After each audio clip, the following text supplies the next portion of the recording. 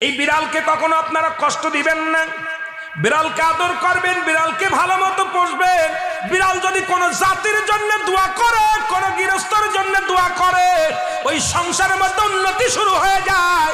ওই সংসারের মধ্যে আর এক নাম্বার হলো, যে ঘরে বিড়াল থাকে সেই ঘরে জিন আসতে পারে না, জিন বাস করতে পারে না।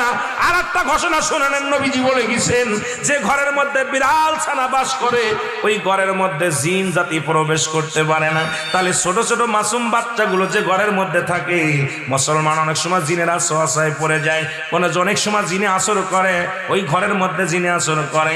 যে ঘরের মধ্যে বিড়ালকে আদর করে বিড়াল থাকে, ওই ঘরের মধ্যে বিলাই বিড়াল বিড়াল বিলাই বিলাই, এইটা যার ঘরের মধ্যে আছে এই ঘরের মধ্যে দুষ্ট জিনের আসতে পারে না। জোরে জোরে চিল্লায় বলা যাবে না মারহাবা।